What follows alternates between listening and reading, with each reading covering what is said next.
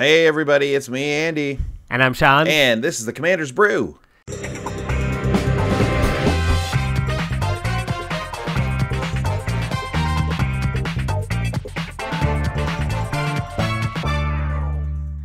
Hey everyone, welcome back. It's episode 125 of the Commander's Brew podcast. It's my birthday episode. What do you mean it's your birthday episode? Jan 25. Oh, 125. Yes, Yeah, there it is. Yeah. That's great. Well, happy podcast birthday to you, Sean. Yeah, right? And just so that everyone knows now, Sean's birthday, January 25th. So if you want to send him presents, No need. This is our first sort of back to normal episode. Yeah, we had a string of some weirdos for a while. Some true weirdos.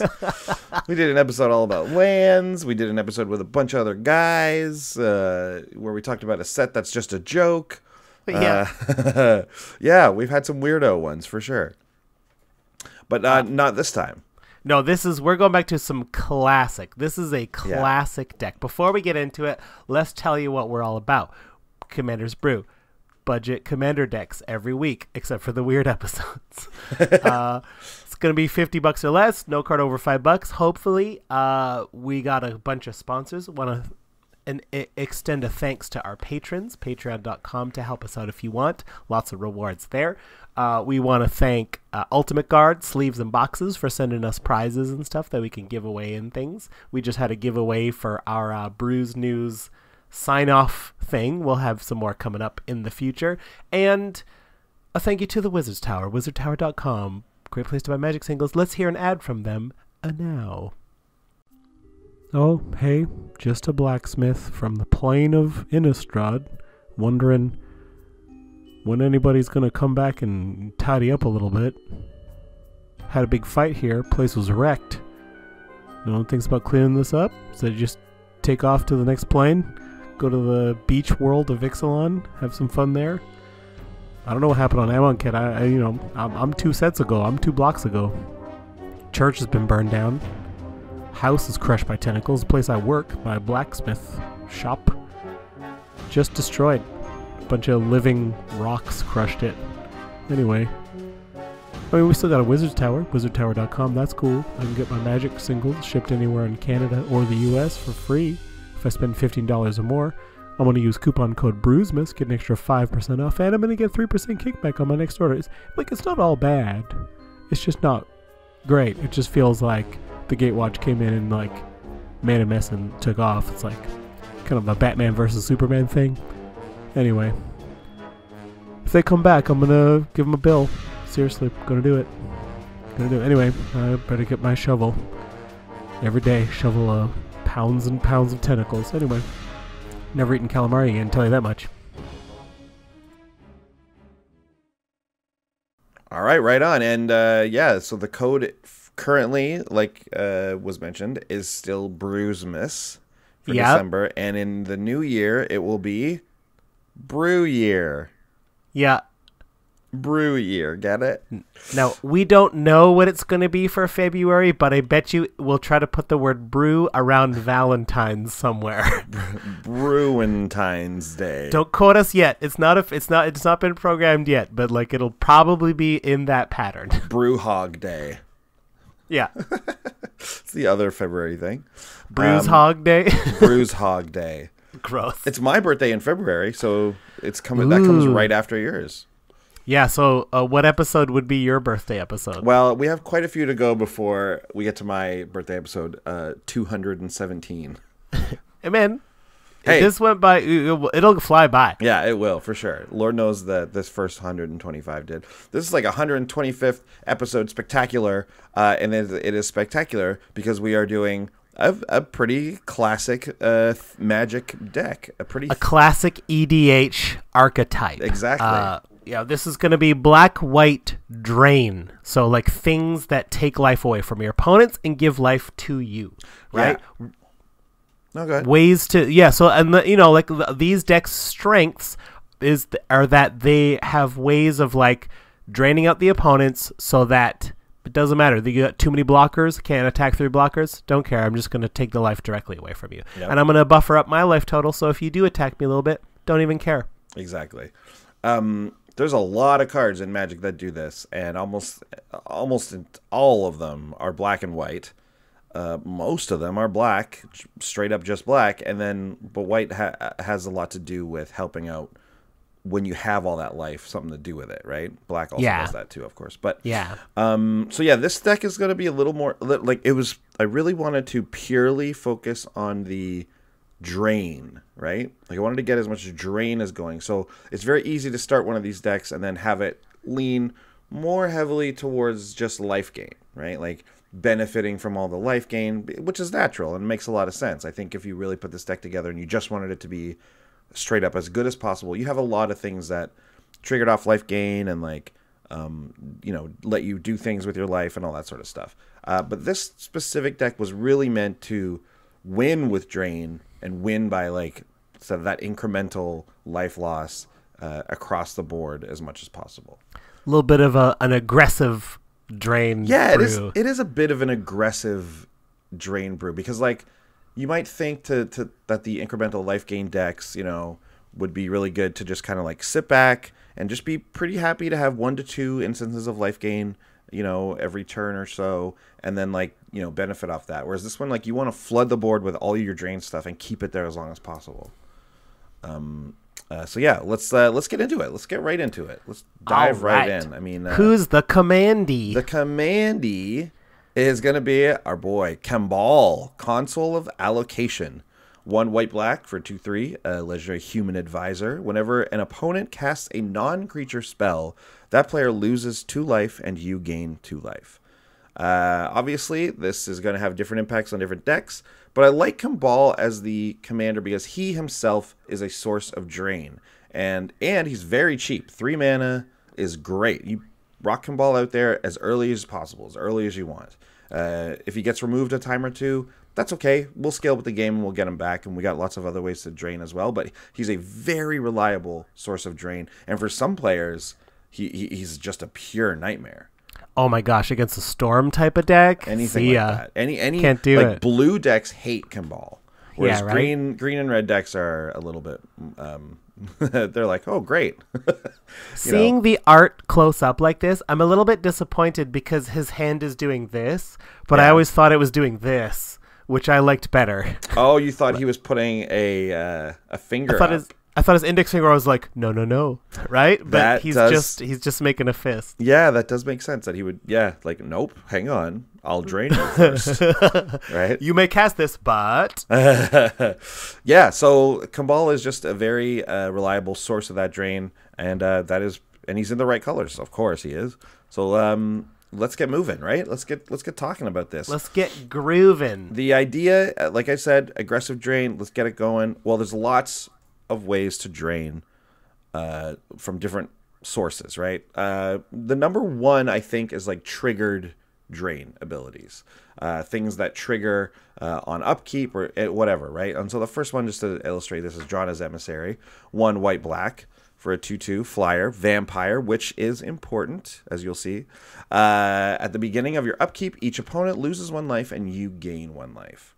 That's the classic, happens on upkeep. You only gain 1 life because of the new way of things. Like, it's not extort, which we have obviously a lot of extort. Yeah, this is okay. In this, like, normally in a deck where I would be like really, more leaning more towards like a very competitive kind of build, I actually would stay away from, like, I have a Karlov deck and I try to make that as good as possible, and it has a lot of drain in it, but I don't run any of the ones that have the upkeep triggers. It seems a little slow. But in this deck, what we kind of want to get is like critical mass of these upkeep triggers, so people really fear your upkeep, basically. So Drana's Emissary is a good example of just like a basic one. And Sean, what does that vampire matter? Ooh, why does the vampire matter? Well, you'll see here coming up next. That's not the next tab. Well, don't worry about. I don't have it. Are you not looking at the notes? I am, but I don't have I don't know what that card does by memory. Oh, okay. Oh, yeah. Why isn't the next tab? That's weird. It's Sanctum Seeker. I know it's out of the new set, and I think it's the one that. Okay, yeah. 2 black. Here's why we have some vampires. 2 black, 3/4 vampire knight. Whenever a vampire you control attacks, each opponent loses 1 life, and you gain 1 life.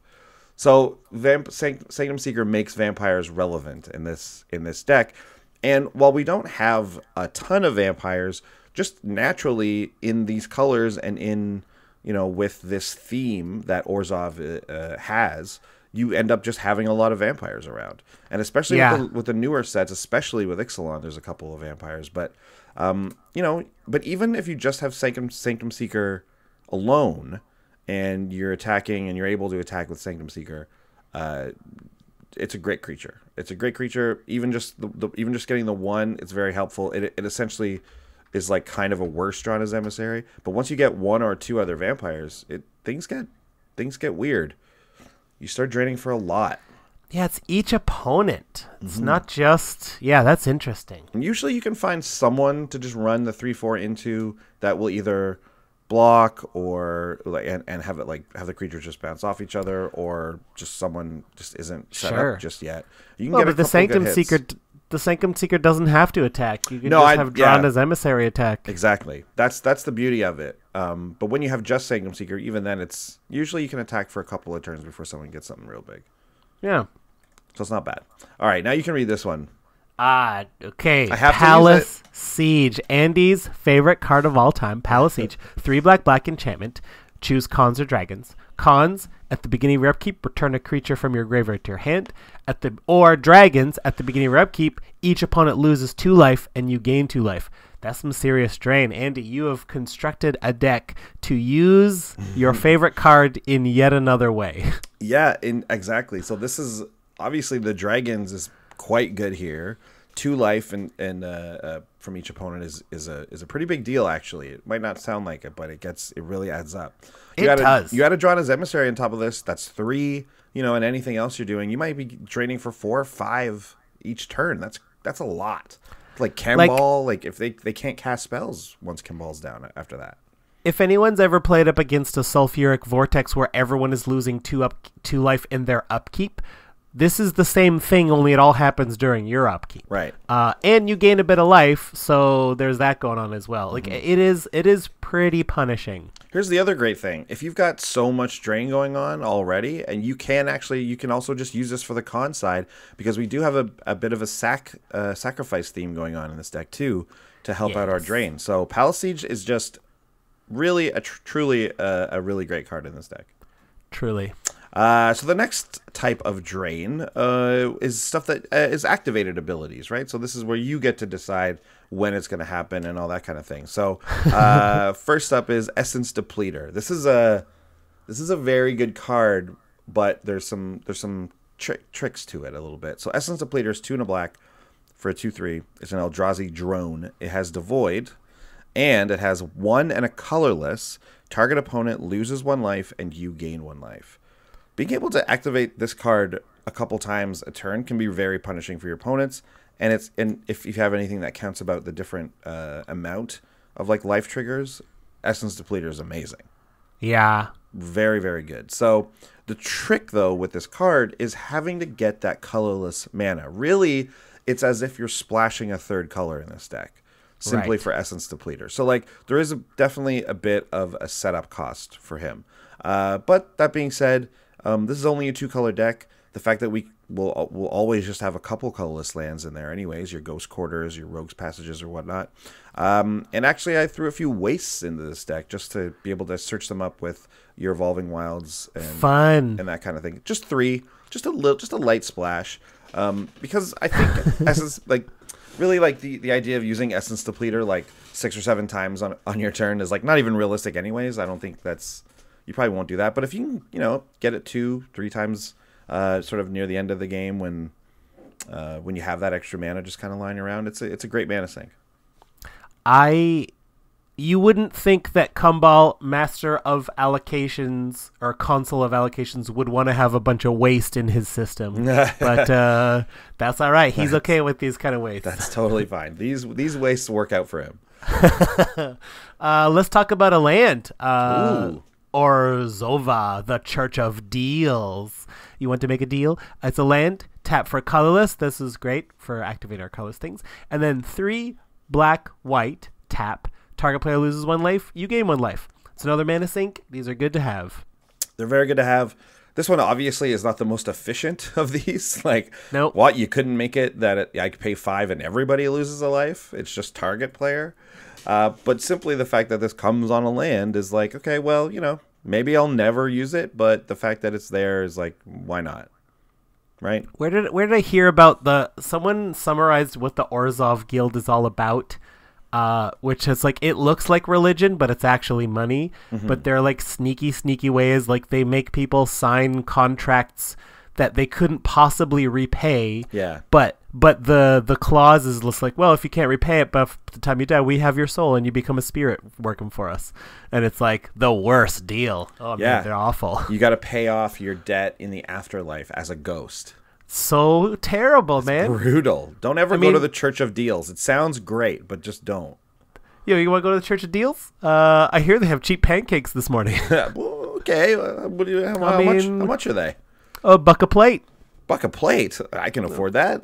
Yeah, but that's all. I'm not going to have anything more than these pancakes. I'm not going to be talked into any other deals. I'm just going for the pancakes. Yeah. No, actually turns out the pancakes are quite a bit more than that. Plus, you have to pledge your eternal soul. The syrup Bad is deal. That's how you get the syrup. Yeah. I can't eat dry pancakes. Pancakes are $1 a plate. It's simple. Get a stack. The syrup will cost your immortal soul. Okay, so next with the activated drain, we have another one that's like not the most efficient, but it's actually quite good. Kiru Bloodsucker, 2 and a black for a 2/2. Whenever a creature you control with toughness 4 or greater dies, each opponent loses 2 life and you gain 2 life. And 2 and a black, sacrifice another creature, put a 1/1 counter on Kiru Bloodsucker. I'll be honest, there's not a ton of 4 or toughness greater creatures in this deck, but there are enough that it will happen.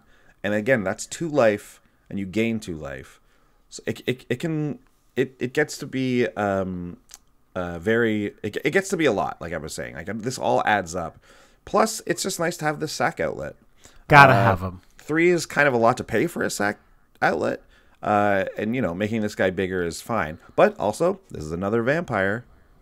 Ooh. So just keep that in mind. And it's nice to see they're just a regular vampire. They're not a vampire cleric or a vampire warrior. They're just a straight vampire. But it's a weird looking vampire, though. I know, look at those arms. Like, it's got the blade 2, like, open the, like, insect mouth vampire look to it. Oh, gross. It's so weird. And they're like, is that his face? Or is he wearing a mask or something? Is he wearing a person's face? It's terrifying either way. If you go deep on some of these magic cards, like I've used cards, I don't have an example, but I was like, oh, cast this card again. Oh, wait a minute. Like, you just never really looked that close at it. And you're like, I can't play this card anymore. It terrifies me. This is some scary magic card. It's also naked and has like so much hair. Like, it's long, crazy black hair. Like, this is the craziest vampire.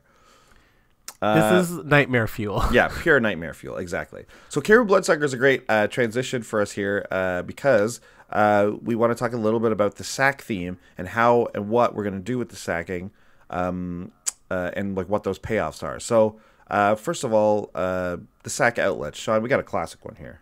Oh man, Ashnod's Altar, 3 generic for an artifact, sack a creature, add colorless to your mana pool. There is very few. This is my favorite sack outlet, I think, because you get something for it. And if you need to sack a creature in response to something happening, like an insurrection or whatever, like you don't have to use the mana. It's a free sack outlet. But when you need to, this can power out some major turns. And like, maybe you have Essence Depleter out when that happens, and you get to sack creatures and just turn them into drain, which is really, really great. Each creature's a drain that way. Yeah. It's awesome. Next, we have Bontu the Glorified. Bontu is 2 and a black, a legendary god, menace, indestructible. Bontu, he can't attack or block unless a creature died under your control this turn, which isn't that hard to actually make happen. because he also has 1 and a black, sacrifice another creature, scry 1, each opponent loses 1 life, and you gain 1 life. So same thing. He turns the creatures into a drain for 1 and a black, and he's a 4/6. Bond 2 is really good because you get a little bit of card selection and like it's like half of a card draw type of thing with Scry 1, which becomes relevant. And like card draws, not easy to come by in white, and black has, of course, its fair share of it, but it's nice to have. The sack outlet is great. The draining is great, and Bond 2 just can become a real problem for your opponents. Very difficult to get rid of. And as you'll see with some other cards, you can really build on Bond 2 and make him very big. I like Bond 2. I've never run him before, and he's pretty cheap right now, so good. He's very cheap, and I think he's like kind of the best suited for Commander in general. I would always recommend get your Bond 2s now while he's cheap, because Standard is what will make this card expensive, and you never know, like maybe after rotation, right? Maybe after Amonkhet rotates out, someone discovers a deck where Bond 2's amazing, so like, and then you're not going to want to pay $5 for it. Or, I mean, the argument against that is that people are holding on to Bond 2 to see if it's going to come up in Standard, and then when it never does, at rotation, they'll all get rid of them. Oh, that's true too. I mean, I guess it's your philosophy of like economics. Would you rather get in at a decent price, guaranteed, or are you willing to risk it going up a lot or going down a lot and then taking advantage of that? What's your risk aversion rate? I mean, this is a mythic, so mythics don't tend to go far below $1 unless they're really truly brutal.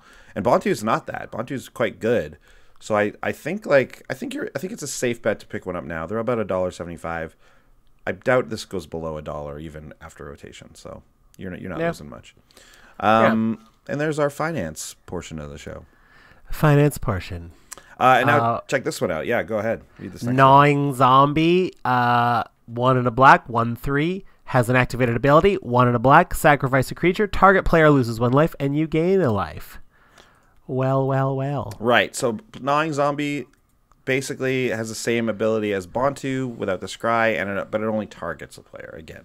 The targeting ones are not great, but we'll live with it. It's okay. Gnawing Zombie is an okay little sack outlet though. 1 and a black isn't too bad. Yeah. And actually, you know what? At one point, zombies were also relevant in this build, but they are no longer. I took that card out. And so if we're sacking things and draining people, well, obviously we need that sack fodder. So we got some classic sources of that for Orzhov, which one of them is Endrick Sar, Master Breeder. 4 and a black for the legendary human wizard. He's a 2/2. Whenever you cast a creature spell, you put X 1/1 black thrall creatures onto the battlefield where X is that spell's converted mana cost. Then if you control 7 or more thralls, you sacrifice Endrick Sar, Master Breeder. So now, like, Endrick Sar is always weird for me to think about because, like, he triggers when there's 7 or more out. So you can't even sack them in response, right? Like, if you cast a 7-drop, you can't sack those things in response, can you? Right. Or does it check? No. Like, how does that work? Yeah, so, like, cards always resolve at once, right? So, like, you can't do things in between a card's, like, function. But, like, so here's my question. Everyone out there who's listening knows that, like, when we get into these rules things... Yeah, we don't know. We don't know. But, because like, maybe I'm wrong. So, you cast a 7-drop.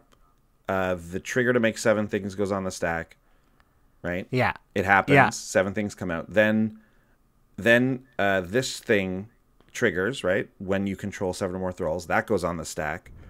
Now, can't you, in response to that trigger, sacrifice one of them, and then as the ability is resolving, it checks and it sees that you don't have 7? Like, is that right? Well, okay, it could be. I don't know, because it reminds me there are things that check numbers at points. And those things check when it triggers and check when it resolves. So it's like if you have power this or greater during your upkeep, you have to have that power for it to start. and then it checks again when it's going to see if you still have that power. Right. So you can't mess around in the middle. So maybe you can, because I feel maybe you can. I feel like I've heard people say that's how to do it with Endrixar. Like, you have a sack outlet in Endrixar, just always sack them in response so that you're always below 7, and somehow that works. So I'm guessing that's how it works, right? So even if it's not, trigger, though, like, usually Endrixar is in a deck where it's very easy to bring back creatures from the graveyard. So, like, even if you had to sack them for some reason, you could just get them back pretty easily with, like, your Palace Siege or whatever. But at any rate, he's still just a solid thing and solid creature to have around, and he's going to make a ton of tokens for you. Yeah. Sack them all. Love this guy. And then when you sack all your Thralls... Ooh, we're going to load up Requiem Angel, 5 and a white for an angel, 5/5 flying. Whenever another non-spirit creature you control dies, a.k.a. a Thrall, put a 1/1 white spirit creature token with flying onto the battlefield. Double up your creatures. How crazy is it that doesn't say non-token? It's crazy that it doesn't say non-token. Like, it's pretty... How is this a gumball? Yeah, this is a great creature, man. It's been reprinted a bunch of times. It's awesome. I guess that's just the reprint thing, but, like, the fact that this is just a gumball is nuts. Basically, every token-based sack deck wants Requiem Angel. Because I don't think I run it in any decks. It just doubles up your tokens that you're getting. This is a discovery for me. This is a great card, man. This is absolutely an all-star in these types of decks, and it's just going to give you a lot of fodder, plus a nice 5/5 flyer, which is nothing to sneeze at. Nope. And also then we have a kind of a similar vein. We have Pawn of Ulamog, which is 1 black for a vampire shaman. Vampire. See, we got a couple of these incidental vampires roaming around. Actually, I honestly didn't even know that until I just looked at the card right now. But anyways, he's a 2/2, and he says whenever he or another non-token creature you control dies, you may create a 0/1 colorless Eldrazi spawn creature that you can sack for colorless mana. We have a couple ways to make some scions and some spawns, and they're just great because they can sacrifice themselves to trigger our things that care about that. Pawn of Ulamog is a great creature. Again, like, not quite as good as Requiem Angel because it says non-token. Yeah, but he's still going to be great. And I mean, if you need the mana, you use it for mana. If you just want to kill little dudes, have some chump blockers, it's great. So a non-token creature dies, you get a spirit and a 0/1 Eldrazi spawn token. Sack that spawn token, get another spirit. Yeah. And then you got 2 spirits to sack if you want. That one initial sack led to 3 further sacrifices. Yeah. Yeah, that's true. Wow. And imagine you have, this is just a green, it's a different deck, but then you had Mitotic Slime. So you did it for Mitotic Slime, you got this thing, and then you got all these other tokens. It's crazy. Oh, gross. Making so many spirits. An Abzan Drain deck. Ooh, yeah. That's interesting. Yeah. Carador Drain. Ooh, that would be so annoying. I mean, a lot of Carador decks like have Blood Artist, of course, and like things like that and that's kind of how they win sometimes. So interesting. Yeah. But yeah, Pawn of Ulamog, very good card. Want to make all those tokens, want to sack them all.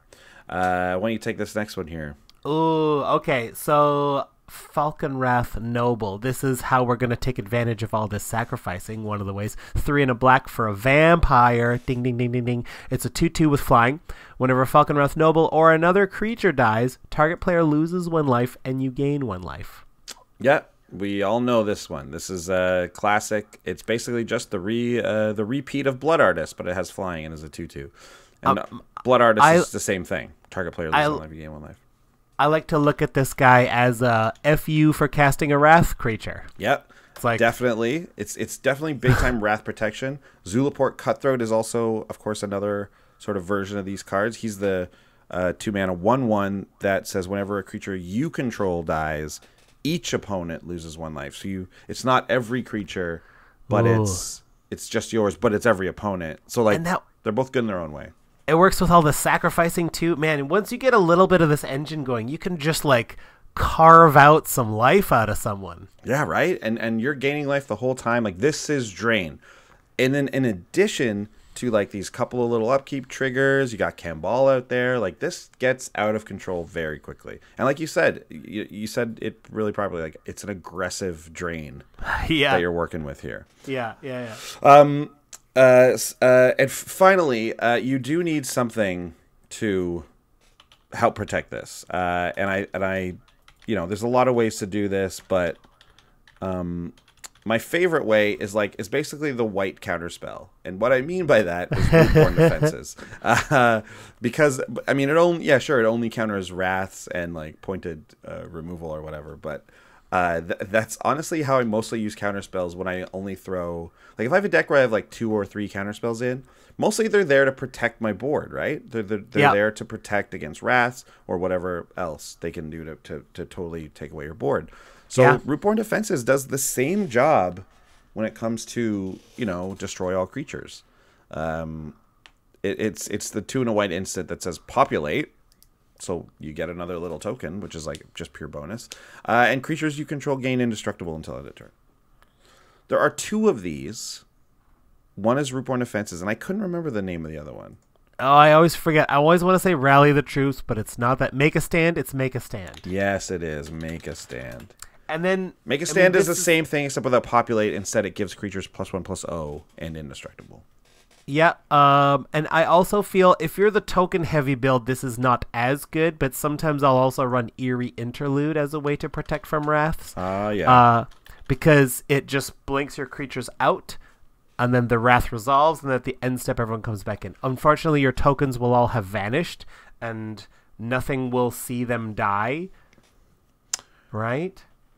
Yeah, I so believe they go into so, exile. Yeah, so nothing will see them die. So you don't get all that bonuses. But, when we're talking about if protecting your board is crucial, I'll take it.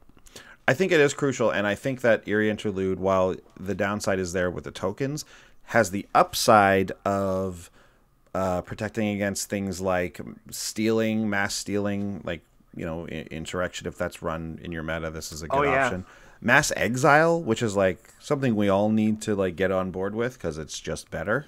It's just better, there or are something. So many times where there's a crazy board state, and you're like, okay, well, that guy's indestructible. He has Shroud.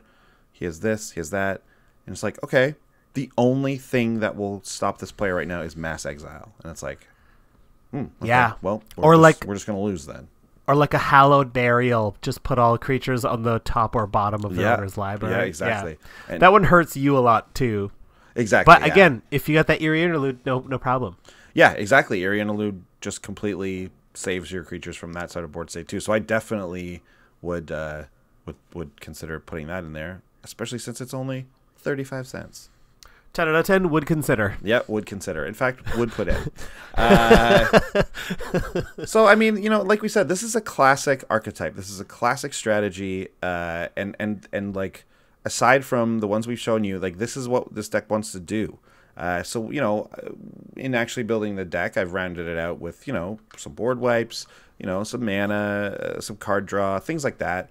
Greed is in there. It's great. This deck really works well with the black card draw because almost always, whenever you want to draw a card with black, you have to lose life while you do it. So it's not a problem in this deck at all. It's not a problem really in EDH usually anyways. So things like Blood Gift Demon and Greed and, Underworld Connections, these are the things that we're running for card draw. So yeah, but that's as far as the theme and the synergies go, it's just pure draining it out. And that's it. I love it. It's honestly, it's very fun. You kind of get to sit back while also being aggressive. It's really weird. It's a weird mix of things. Gaining life while being aggressive, kind of, and you're not attacking necessarily, unless you get Sanctum Seeker. Then your vampires are trying to get in there. I've got a brew of a drain deck that is black and white, and I've already discovered a couple cards I think I want to add into it. Oh, really? Great. Yeah. Well, let's take a look at the 3 stars of this deck. Let's take a look at the ones that really get it done here. In at number 3, we have Bantu's Monument. I'm really coming around on most of the monuments. Yeah. Like I think they're good even in decks where the color isn't even represented. Yep. Right? I'll use this time to say to everybody, take a look at the monuments and think about if there's any decks you have that could use their ability, because they don't have color identity. They go in anything, even if you don't get the discount benefit. Yeah, exactly. Now, you need to obviously be in a creature-heavy deck. Yes. Because all of the triggers are about casting a creature, right? Casting, not resolving. Exactly, casting. So obviously that like minimum requirement, if your deck wants that, then they're going to be good. But like, I like the red one. The rummage one for like any deck that wants things in the graveyard. That's a great card. I don't even remember what the blue and the green one do. The blue one makes creatures not untap. That makes one's not permanents great. or creatures. The green one gives someone +2/+2 and trample. I mean, that's not terrible. Making green like it's ramp and giving something trample, which is like, that can just be that can be very good. Sometimes you just want a source of trample, right? The white one makes a token. White one's great, obviously. I love the red one. And here's the black one, Bontu's Monument. 3 colors for the legendary artifact. Black creature spells you cast cost 1 less to cast. That's great. Whenever you cast a creature spell, each opponent loses 1 life and you gain 1 life. So it drains on every creature cast. Which is a lot. There's a lot of creatures in this deck. It is mostly a creature-based deck. So you're going to get a lot of life drain off of this card. It's really great. Plus the ramp. Honestly, it's awesome. Yeah. This is a great monument. Yep. Yeah. Let's go. Speaking of Bontu, number 2 star is Bontu the Glorified. His monument and the person themselves, the god themselves. Usually I don't double up on saying, like, mentioning him in the show and the 3 stars, but like, Bontu's just so good in this deck, man. I'm telling you, he's great. He's the sack outlet. He stays out there. He's a great blocker. He attacks. Like, it's easy to get rid of these things. It's easy to like make creatures die and activate them too. So it's really awesome. Yeah. And then that scry, it's not nothing, right? It just helps you get to more action. Exactly. Get rid of those lands when you don't need them anymore. What's the number 1 star of the deck? Well, that's Well of Lost Dreams. For generic for an artifact, and whenever you gain life, you can pay X, where X is less than or equal to the amount of life you gained. So all those drains, you get to pay 1 or 2 life depending on how much life you gain, and you draw that many cards. It's really great. Like, again, in a deck where it's like kind of hard at times to draw cards, Well of Lost Dreams is just amazing in any life gain deck. Better in mono white, better in stuff that doesn't already have access to card draw. But Well of Lost Dreams is just such a, you can get it to where you're just like, oh, I'll pay 3 mana, draw 3 cards like every turn. Basically, you can just kind of set aside that mana and always be drawing that many cards. It's really, and it becomes very much worth it. Yeah, and you'll notice that a lot of the stuff we've been doing has been cheap creatures anyway. Mm-hmm. So you can usually afford a couple of mana, and I'm of the mentality that once you got a little bit of your engine going, right, we got to protect that engine. We got to protect all the drain triggers, activated or otherwise. You don't necessarily need to dump your whole hand, right? Exactly. Like if you have more things. So you're just going to I'm going to spend my turns drawing more cards with Well of Lost Dreams, playing some lands, getting my engine going. And if someone decides to do something about it, well, then I'll just refill. Or maybe I've drawn my Rootborn defenses by then. Who knows? Yeah, like take the temperature of the room type of thing, right? Like, we said being aggressive with the drain is one way to do this, but also kind of flying under the radar with only a few sources and then just building up your protection and building up your next board, right? Like, it's kind of a good way to look at it, especially if your meta's heavier on board wipes or whatever. It's just good to be planning for that next board state. And the curve on this deck is pretty good. It's pretty low, I gotta say. It's so it's very reasonable to dump out a few creatures after a board wipe or something, as long as you have the cards in your hand from Well Lost Dreams. Yeah. As far as surprises and discoveries go, not a ton, because like I said, I have a Karlov deck that I put together. So I've already and we featured Karlov on the show before, so it's a similar brew for sure. But one card that I didn't use in Karlov, and I've kind of seen a couple of times in different life game decks and been like, oh yeah, I guess it's okay. So I put it in this one, and then I played a little bit. I tested a tiny bit last night, and this card was bonkers. It's Sunbond, 3 and a white for an aura. it says enchant creature. Enchanted creature has whenever you gain life, put that many +1/+1 counters on this creature. This is another payoff for the life gain, right? Like there's a couple of different payoffs. One of them is Well of Lost Dreams. One of them is Sunbond, and they're two very different, obviously. This just makes a monster. If you can get this on Bontu, poof, get out of town. It's an indestructible god that just keeps getting huge, right? Kambal himself, if they cast things, just gives it 2 counters, keeps doing it. It's really great. Sunbond, I gotta say, I underestimated it when I first looking at it, but it makes me nervous. It makes me nervous as an enchantment.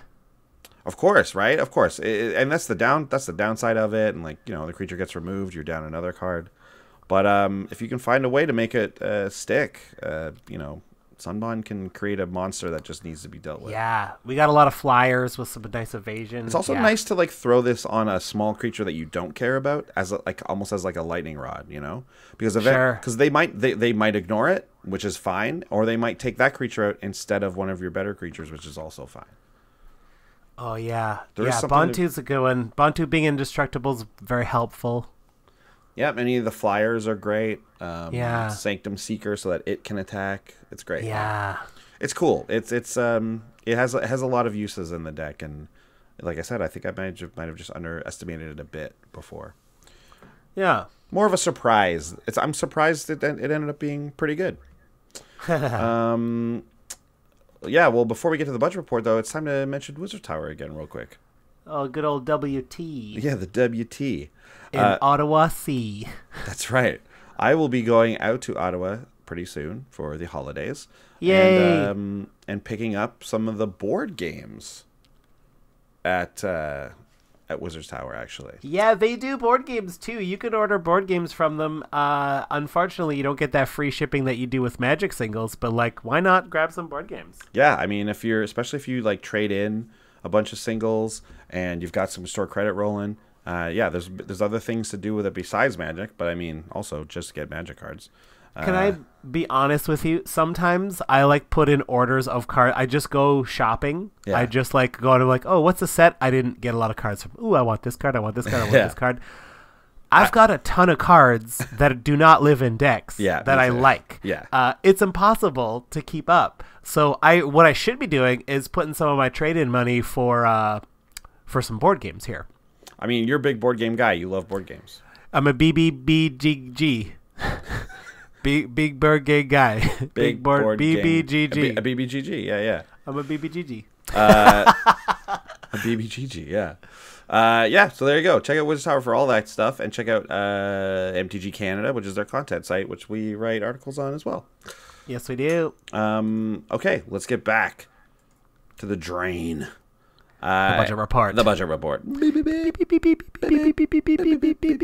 This is when we take all of the cards, find out what their worth is, and reduce the value slowly, giving it to ourselves. Pull the value out and give it to ourselves. We came in pretty under budget this time. This is a cheap deck. It's $44.60 USD. They certainly can be. Most drain decks are super cheap by the skeleton, and there's just going to be a few cards that just pop out that are just a few bucks or more. Yeah. So it's up to you. Pick and choose how you want to do those. What do we have here? This one? There you go. Yeah. So the most expensive card in this deck is a pretty expensive card. It's Polluted Bonds. Polluted Bonds is 3 black, and honestly, this deserves to be in the 3 stars. I should have put that there because it's an enchantment that says whenever land comes into play under an opponent's control, that player loses 2 life and you gain 2 life. So at its core, at its base, this is at the beginning of your opponent's upkeep, essentially. He loses 2 life and you gain 2 life if they play a land, because they're going to play a land, especially early in the game. Sorry, Omnath. But a lot of times, exactly, you're going to get ramp spells. You're going to get decks that want lands to come in. I mean, it just shuts off those Gitrog monster decks or anything like that. Omnath, it shuts those down. This is your way. This is like offsetting the Kambal effect, right? So Kambal stops and he hates on blue decks, spell-based decks, whereas Polluted Bonds really hates on those big ramp like green decks, right? Like this is your way to get at them. Eventually, people just play their lands and they ignore it at first, but it's not very long before they can't ignore it. So Polluted Bonds is actually really good in this deck. It's an all-star really, and it's like just under $6, so it's pushing that $5 limit for us. But I do think it's worth it. I really do. Fair enough. Next most expensive card is Cryptghast, coming in at just under $3. This is 3 and a black, Spirit 2/2 with Extort. Extort is a great ability for a drain deck because every time you cast a spell, you can pay either a black or a white, and everybody loses a life, and you gain that much life. Yep. This is like when they were just starting to think about Commander. I think so, yeah. And they made Extort. I was like, yeah, sure, you gain all the life that everyone lost because that's how draining works, right? Like it's got to go somewhere. Life just can't go into the ether for this thing, but it can, Wizards, and you've decided it does. But Extort got us in ahead of the curve, but Cryptghast is just black ramp. It's whenever you tap a swamp for mana, add an extra swamp mana to your mana pool. So you get 2 black mana for every swamp that you tap. It's pretty good. It's very good, of course. It's awesome. It's an amazing ramp card for black. And Extort... Well, I haven't talked about Extort, but like Extort is one of the main mechanics of this deck. It's why you want to ramp. It's why it's nice to have a low creature curve because you can be playing those creatures, get your trigger from your Bondu's Monument, and pay the extra 1 for Cryptghast Extort, or like maybe an extra 2 because you have 2 Extort creatures out there, or maybe you have Pontiff of Blight and all your creatures have Extort now, and you pay 3 or 4, to drain that much. Like it gets really out of control. Extort is if you could pick like 3 stars of mechanics in the deck, like Extort is number 1. Yeah. Extort is definitely number 1. It's huge. For sure. It's so good. And in Commander it's just so great. Yeah. And Cryptghast is worth it in every black deck. Like I don't think I'm ever gonna find a deck where it's like, don't include Cryptghast. Yeah, it just comes down to like how many colors are you? Yes, of course. Yeah. If you're 2 or less, it's an auto include. Yeah. And coming in at number 3 for the budget report is Ashnod's Altar. Yeah. Again, Crept up there, just hovering around $2, depending on what version you're looking at. Think a lot of people are looking to get that modern version border from Eternal Masters. Yeah. Because it's just got a great look to it. Very creepy. Yeah, super creepy. Way creepier than the old one, which is just the table.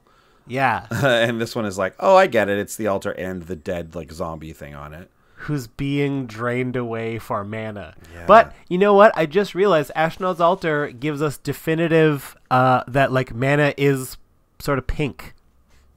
Colorless mana is sort of pink. Mana is like pink, like bubble goo. gum. It's like a goo. It's like the slime from Ghostbusters 2.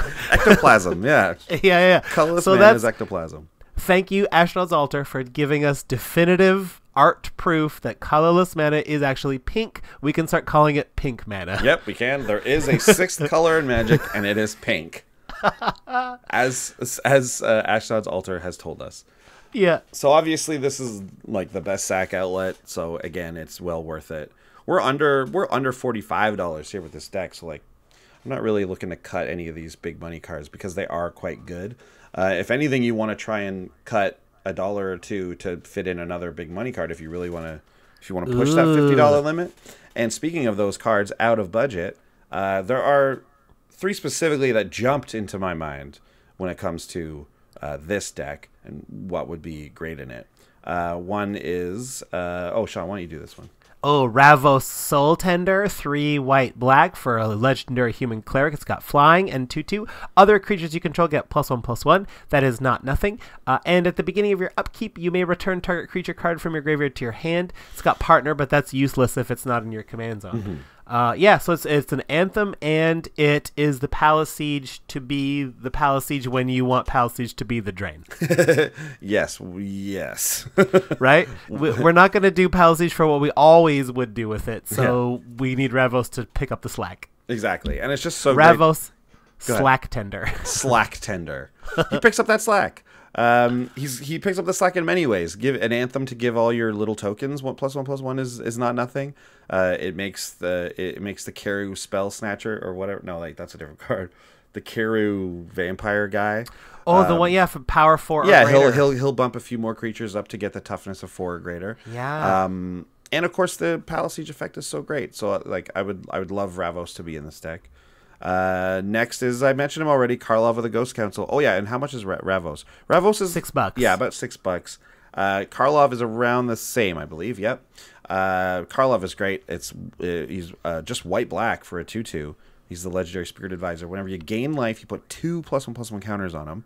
And then for white and black, you can remove 6 counters from Karlov and exile target creature. I mean, this is just a great sink for mana. You're getting paid off from your life gain, and it's the instances of life gain, which is very important, which Drain is so great with, right? We're not gaining 10 life, in one thing. You're gaining 1, 2, 3, 4, 5, 6, 7, 8, 9, 10. You're getting 10 different instances, which is why Karlov is so good. Yeah, that's why he was my when I was like thinking of making a Drain deck. He was my guy. He was the guy I went to. But actually, I really built around Karlov and said, oh, yes, a Drain deck would be good with him as opposed to the other way around. And finally, speaking of that big Drain, Kokusho, the Evening Star, 4 black, legendary dragon spirit, 5/5 flying. When Kokusho dies, each opponent loses 5 life. You gain life equal to the life lost this way. Any sort of, like, that's already, so imagine where I always assume the default is a 4-player game, right? So if Kokusho dies, 3 opponents lose 5 life, you gain 15 life. That's too much. That's too much. That's too much. It's too and much. if you have any sort of recursion going on, it's even more too much. Kokusho is pricey. Kokusho, it was just reprinted in Iconic Masters and is at an all-time low, not all-time low, but like a recent memory low of like under $6. Yeah. So like, get that Kokusho definitely now. get your Kokushos now. I think because also I think people are done drafting or / playing with Iconic Yep. Masters. Only gonna go up. Yeah. Only gonna go up. You might see a couple more come in around Christmas, maybe. When people might get a Christmas gift of Iconic Masters or something like that. Yeah. But yeah, I think now is the time to get your Kokushos and your Yoseis and things like that. Kokusho Kokusho like just ends games, especially if you have a recursion engine going. Ugh. Just too big. Anyways, Too big. The master Too big. of the master of Drain, Kokusho. Yeah. Yeah. Okay. Well, that's it. Oh, can I throw in one that I would put in for about a budget? Oh. This is the commander of what I did, Athreos. Okay. Athreos is at the helm of my Drain deck. It's a 1 white-black god. It's 5/4 indestructible. If you got 7 or more pips in total of white and black, it becomes a creature. And whenever another creature you own dies, return it to your hand unless target opponent pays 3 life.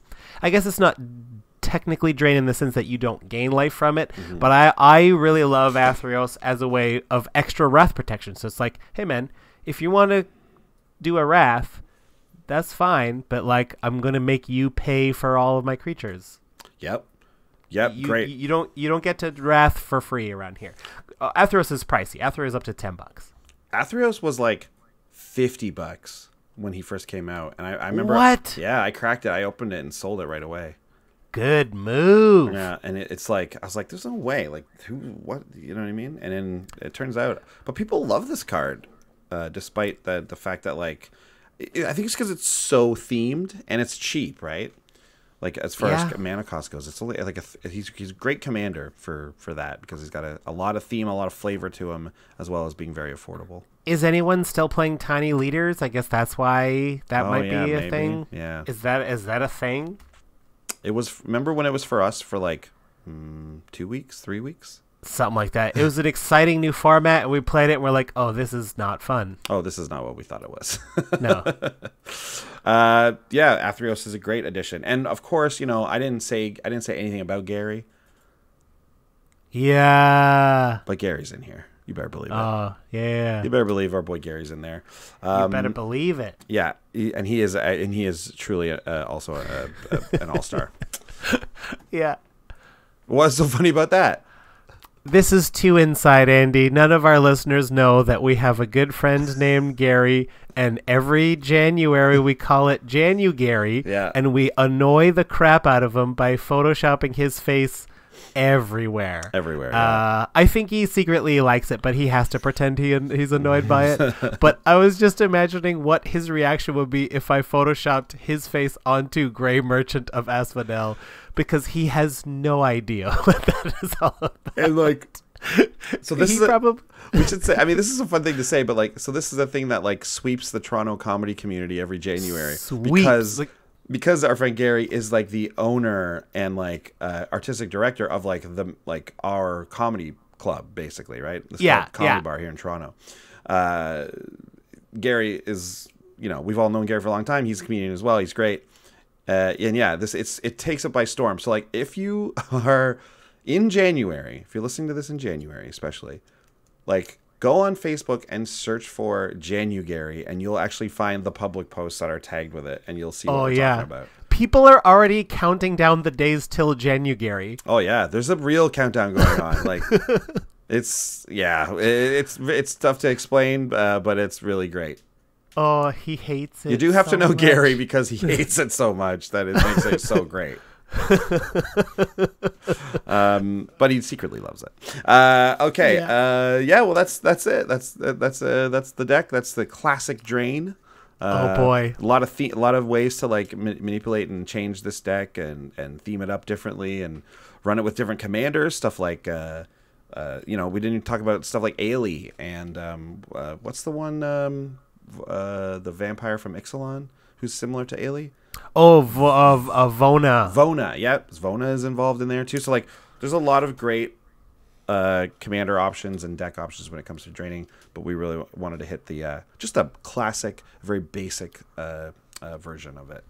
So yeah, there it is. We'll be back in a second with a Brew's News segment.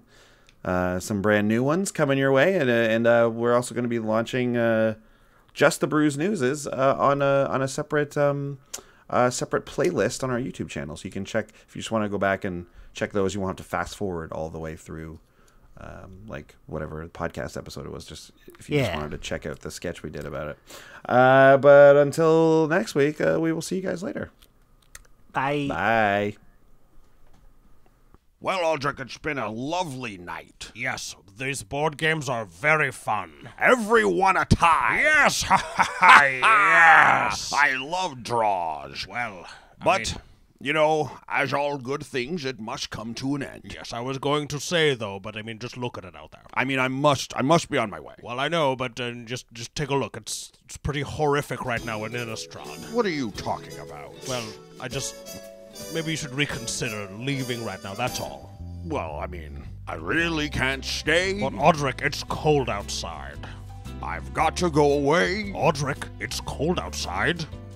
This evening has been hoping that you'd drop in. So very nice. The horrors out there encased in ice. Avison will stop to worry. Orzhov, what's your hurry? And Soren will be pacing the floor. Listen to that fireplace roar. So really, I'd better scurry. Master Tactician, please don't hurry. But maybe just a half a drink more. Fight some zombies off while I pour. The vampires might think. Orzhov, it's bad out there. Say, what's in this drink? No cabs to be had out there. I wish I knew how. Your beard is like starlight to now. Counter this spell. I'll take your sword, your hair looks swell. I ought to say no, what if sir. We just played poker? At least I'm gonna say that I tried. What's the sense in hurting my pride? I really can't stay. Orzhov, don't hold out. But Orzhov, it's cold outside. On second thought, perhaps I will stay. Ooh, but what, if I go now, maybe I got to beat the worst of it, right? Oh, you're going to I'm leave? Thinking. No. I simply must go. But Orzhov, it's cold outside. The answer is no. But Orzhov, it's cold outside.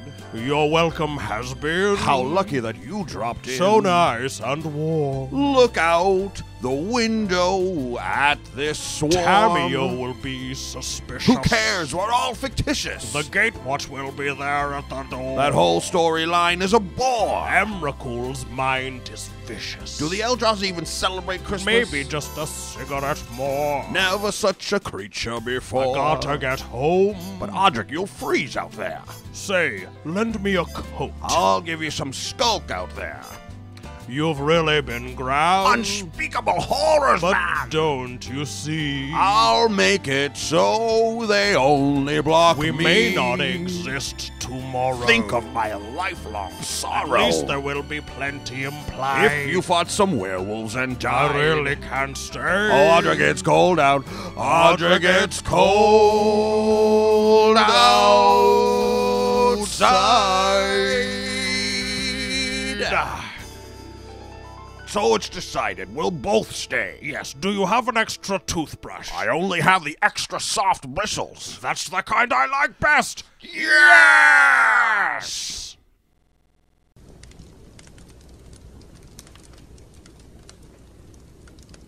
If you want to contact us, I'm at Sean Tabaris. And I'm at Andy Holbone. Send us an email at commandersbrew@gmail.com. You can find out when we go live on Twitch if you follow us at twitch.tv. And if you care to support us on Patreon, check us out at patreon.com. And you can find our deck list on tappedout.net. And if we forgot anything, commandersbrew.com.